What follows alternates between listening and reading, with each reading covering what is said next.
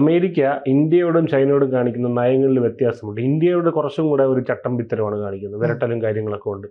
അതായത് 2 മാസം കഴിയുമ്പോൾ ഒന്ന് കാല് പിടിക്കും, ഇങ്ങനെയൊക്കെയുള്ള. ട്രംപ് അവിടെ ഇരുന്നുകൊണ്ട് ഇത് നല്ല പഞ്ചാര വർത്തമാനങ്ങൾ പറയുമ്പം ആ ട്രംപിന്റെ തന്നെ ശിഖണ്ഡികൾ അപ്പുറത്ത് ഇരുന്നുകൊണ്ട് പലതും പറയും.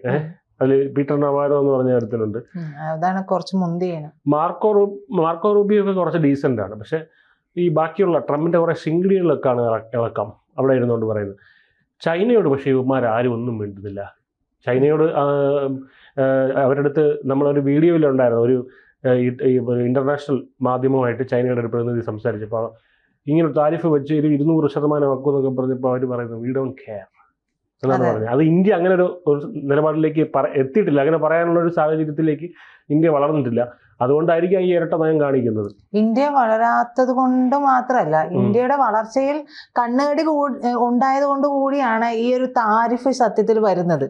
അല്ലെങ്കിൽ പിന്നെ ചൈനയ്ക്കും കൊടുക്കണം. ചൈന എടുത്ത് കളിക്കാൻ ചെന്നിട്ടുണ്ടെങ്കിൽ ഇപ്പൊ തന്നെ അടപടലം പാടിയിരിക്കുകയാണ്. ഇവരുടെ പ്രതിരോധ രംഗത്ത്, അതായത് നമ്മൾ ഉണ്ടാക്കി വിൽക്കുന്ന സാധനങ്ങളുണ്ടല്ലോ, ആകാശത്തേക്കൊക്കെ പടച്ചുവിടുന്ന കുറച്ച് സാധനങ്ങൾ, മിസൈൽസ്, ഡ്രോൺസ് ഇത്യാദി സംഭവങ്ങളൊക്കെ, ഈ F-35 ഒക്കെ ഉണ്ടല്ലോ, ഇവിടെ വന്ന് കിടന്ന ചപ്പടാച്ചി സാധനം, ഈ ചപ്പടാച്ചി സാധനമൊക്കെ ഉണ്ടാക്കി വിൽക്കണം എന്നുണ്ടെങ്കിൽ ഇതിന് വേണ്ടുന്ന സംഭവങ്ങൾ വേണം.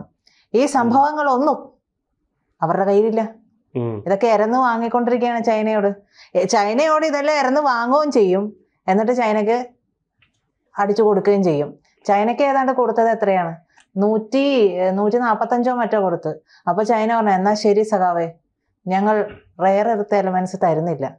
അതുകൊണ്ട് ചില ടീച്ചർമാർ ഇമ്പോസിഷൻ തരാറുണ്ട്. അപ്പം നമ്മൾ ടീച്ചർ 50 എന്ന് പറയുമ്പോൾ ടീച്ചർ 50 100 എന്ന് പറയുമ്പോൾ അടുത്ത് ടീച്ചർ 50 ടീച്ചർ 200 എന്ന് പറയും. ഇങ്ങനെ അവസാനം നമ്മൾ ശരി 500 എന്ന് പറഞ്ഞു. അങ്ങനെ ഇന്ത്യ അങ്ങനെ ആവുമെന്ന് വിചാരിച്ചു.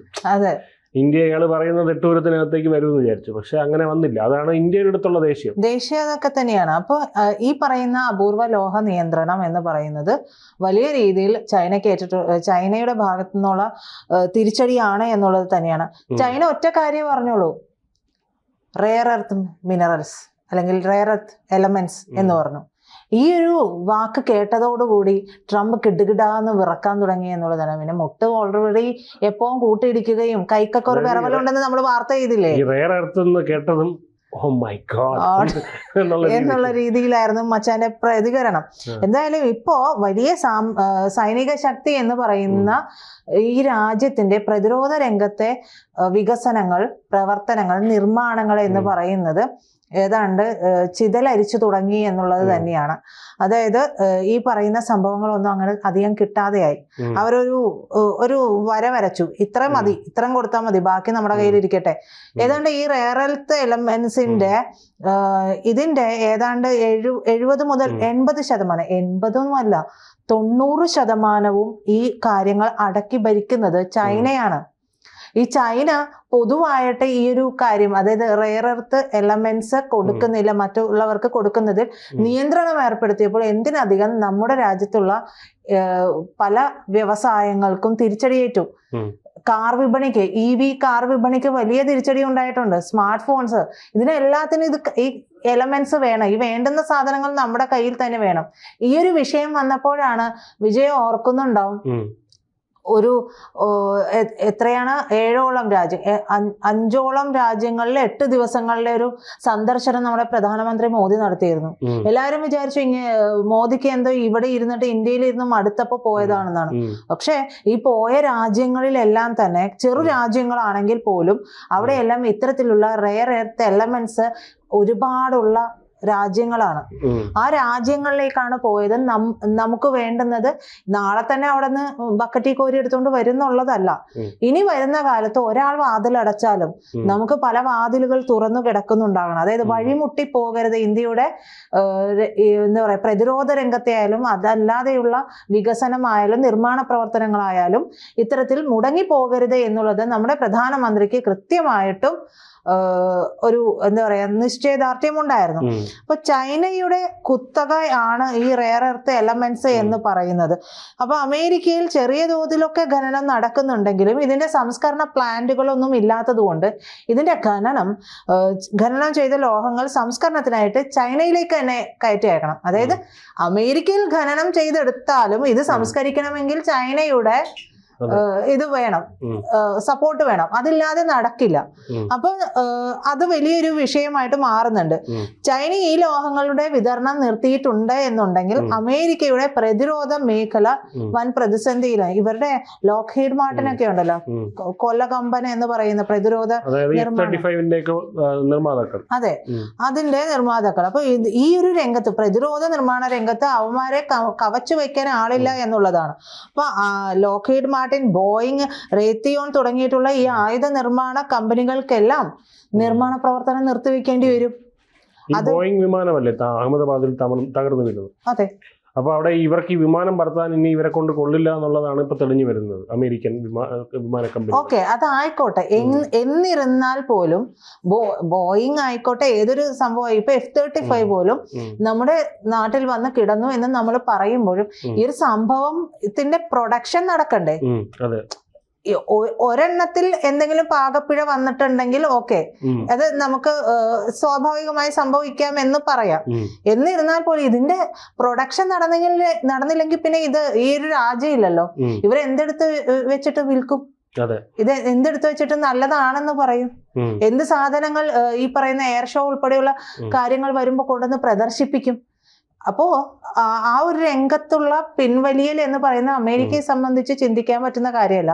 അവരുടെ ഏറ്റവും വലിയ വരുമാനം ഇത് തന്നെയാണ്. അപ്പോൾ ഒരിക്കലും ഇവരെ സംബന്ധിച്ച് ചൈനയെ പിണക്കുക എന്നുള്ളത് വലിയ വില കൊടുക്കേണ്ടി വരുന്ന ഒരു കാര്യമാണ്. അപ്പോൾ അമേരിക്കൻ പ്രതിരോധ വകുപ്പായിട്ടുള്ള പെന്റഗണുമായിട്ട് ഒപ്പിട്ടിട്ടുള്ള പുതിയ കരാറുകളുടെയൊക്കെ പ്രവർത്തനങ്ങൾ വർഷങ്ങളോളം വൈകാനും ഈ ഒരു കാര്യം കൊണ്ട് സാധിക്കുമെന്നുള്ളതാണ്.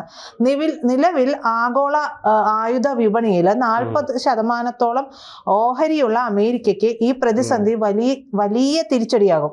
ഈ അവസരം മുതലെടുത്തുകൊണ്ട് തന്നെ യൂറോപ്പ്, റഷ്യ, ഇസ്രയേൽ, ദക്ഷിണ കൊറിയ തുടങ്ങിയ രാജ്യങ്ങൾ വിപണി വിഹിതം വർദ്ധിപ്പിക്കും. എന്തിന് നമ്മുടെ രാജ്യം പോലും ഈ വിപണി വിഹിതം വർദ്ധിപ്പിക്കും. ഇപ്പൊ ഇന്ത്യയുടെ പ്രതിരോധ ഉപകരണങ്ങൾക്ക് വേണ്ടിയിട്ട് ക്യൂ നിൽക്കുന്ന പരിപാടി തന്നെയാണ് ഇപ്പോൾ ഉള്ളത്. ആ ഒരു അവസ്ഥ ഇപ്പൊ നിലവിലുണ്ട്. അപ്പോൾ നമ്മളെ ട്രസ്റ്റ് ചെയ്യാം. നമ്മൾ പുറത്തിറക്കുന്ന ആയുധങ്ങൾ മികച്ചവയാണ് എന്നുള്ളൊരു ബോധ്യമുണ്ട്. നമ്മളുമായിട്ട് ഒരു സഖ്യത്തിൽ ഏർപ്പെടുകയാണെങ്കിൽ അത് റഷ്യക്കും ഗുണം ചെയ്യും. റഷ്യയും ഇന്ത്യയും ചേർന്നുകൊണ്ട് നടത്തുന്ന പല നിർമ്മാണ പ്രവർത്തനങ്ങളുമുണ്ട് ഈ പ്രതിരോധ രംഗത്ത്. അപ്പൊ അത് റഷ്യക്കും ഗുണം ചെയ്യും. അപ്പോൾ ഇത് വലിയ രീതിയിൽ ഒരു മാറ്റം ഉണ്ടാക്കും. അമേരിക്ക ഇപ്പൊ തകർന്നുകൊണ്ടിരിക്കുന്ന അമേരിക്കയ്ക്ക് ഇത് ഏൽപ്പിക്കുന്ന ആഘാതം എന്ന് പറയുന്നത് ചിന്തിക്കാവുന്നതിനും അപ്പുറമായിരിക്കും. റെയർ എർത്ത് മെറ്റൽസ് ലഭിക്കാതെ വരുമ്പോൾ ആയുധ നിർമ്മാണ ചെലവും 30 മുതൽ 40% വരെ വർദ്ധിക്കാനുള്ള സാധ്യതകളും നമുക്ക് കാണാൻ. ഉദാഹരണത്തിന് $80 മില്യൺ വിലയുള്ള ഈ F-35 എന്ന് പറയുന്ന ചപ്പടാച്ചി എന്ന് പറഞ്ഞ സംഭവം ഉണ്ടല്ലോ, അതിന്റെ വില എന്ന് പറയുന്നത് അതിൽ നിന്ന് ഉയർന്നിട്ട് $100 മില്യൺ അടുത്തേക്ക് എത്തും. അപ്പൊ ഈ $100 മില്യൺ ഈ ഇത്ര കുറവ് ഗുണനിലവാരമുള്ള ഒരു സംഭവം ഇവർക്ക് വിൽക്കാൻ പറ്റില്ലല്ലോ.